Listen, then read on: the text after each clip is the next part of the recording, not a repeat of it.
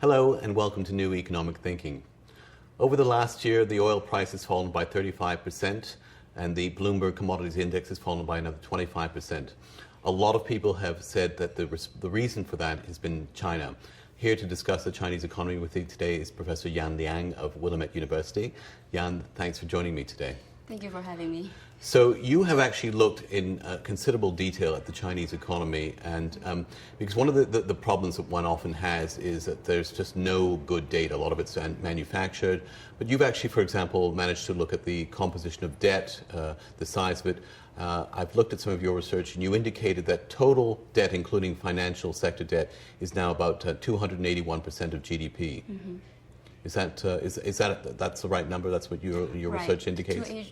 The 280% of GDP, that's total debt, including the debt between financial corporations. And that's public as well as private? Yes. And of that debt, how much of it is at the federal level and how much of it is at the municipal and state level?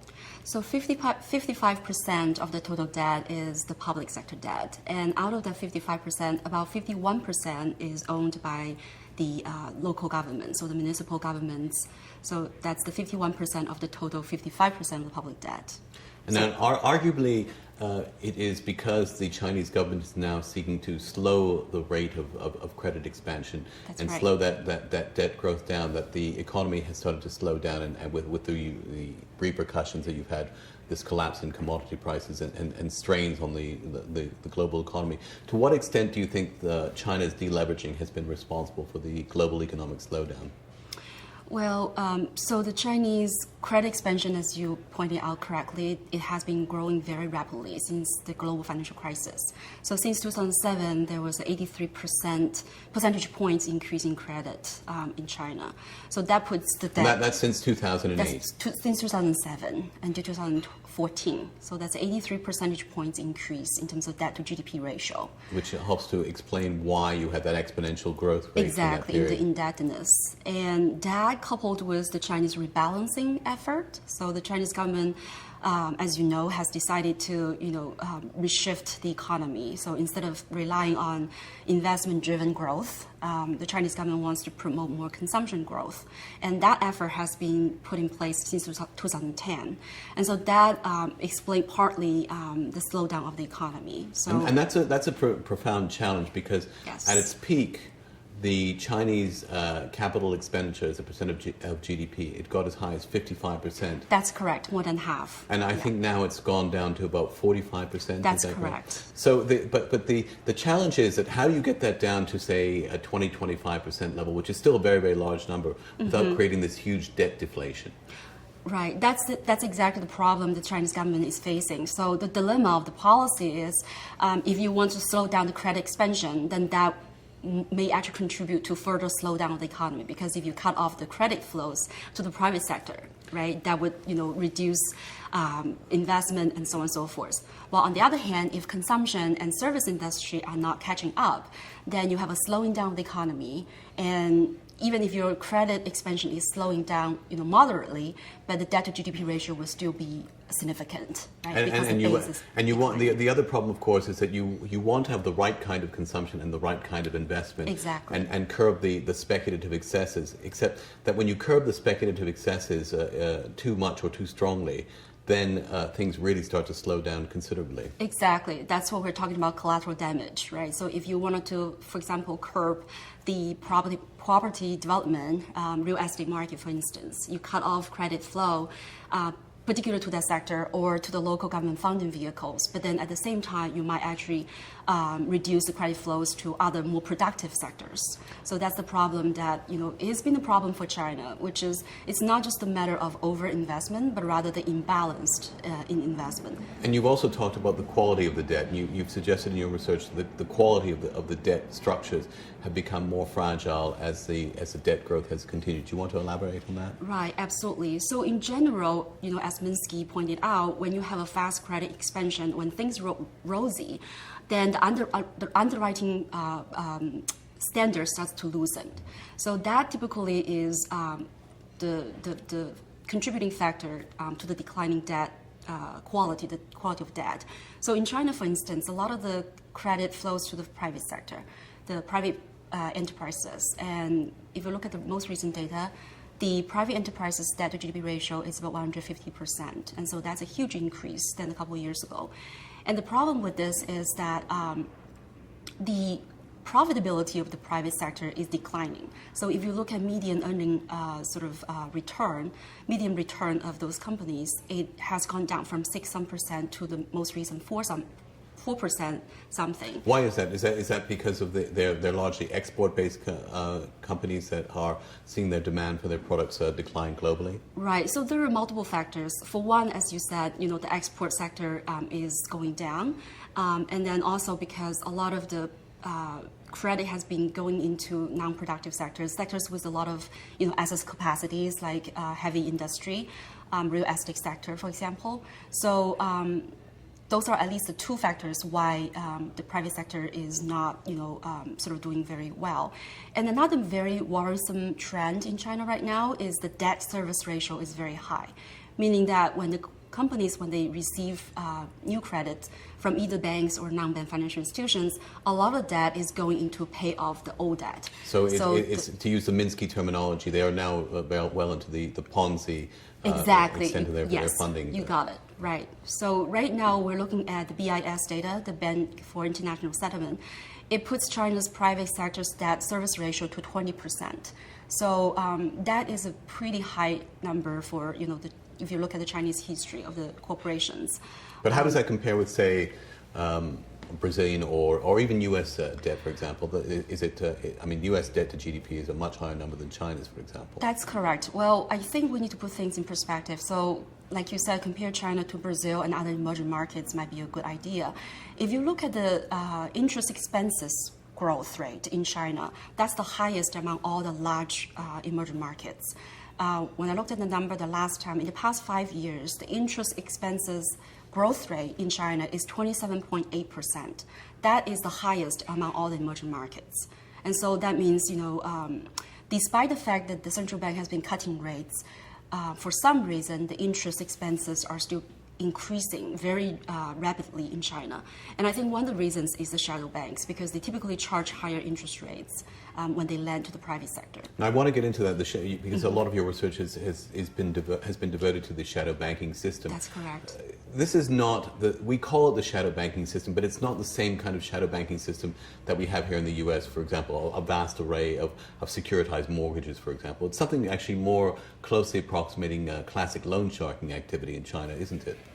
I think that's part of it, but the informal securitization of loans also exists in China, and it's under the name of the so-called wealth management products. And so banks and trust companies, they're the major issuers and distributors of those wealth management products. Those are more like the plain vanilla type of securitization of loans and other credit assets. So part of the shadow banking system looks like the U.S., and part of it, like you said, is more like a private lending, loan shops and pawn shops type of. And within that shadow banking sector, do we also have things like, for example, the equivalent of collateralized debt obligations, or even more extraordinary forms of derivative activity? So not to that level of complexity. So right now, what the major form of the wealth management products, for example, is the banks trying to move their loans off the books. And so sometimes they sell the loans to trust companies, and the trust companies would package those loans into wealth management products and then distribute them. Sometimes they will use the banks to redistribute those wealth management products. So it's a back and forth kind of bank trust corporation in China. But there's no second level sort of credit debt operating. So in that sense, you wouldn't describe the Chinese shadow banking system as something akin to the U.S. shadow banking system, say around 2006, 2007. It's not ripe with that kind of systemic fragility in your view? Well, I think, right. So if you compare the two countries, the Chinese shadow banking system in terms of size is so much smaller than the U.S. And it's also much less complex. But in terms of its contribution to systemic risk, I would say the Chinese shadow banking system is also very significant. But of course, I don't think it's to the extent like the U.S. for many reasons. For one is because the size is too small, and for two, the banking sector in China is still the dominant player in the financial system. So most credit intermediation still goes through the banks? Yes. What percentage would you say that is? It really varies. Some of the people would put that number to 90%, but if you look at the so-called total social financing in China, which is the broad measure of credit flows in the economy, shadow banking typically account for right around 20% of So the total. that's still, I mean, relative to the U.S., I recall in the period of the mid-2000s, I think about 75% of credit it was intermediated into the U.S. via the shadow banking system. So China is nowhere near that right now. No, so China would be about 1/3 or 1/4. Which is, I think, a healthy consideration to keep in mind when people talk about the blow-up of the Chinese economy. There's another aspect to this, which is foreign debt.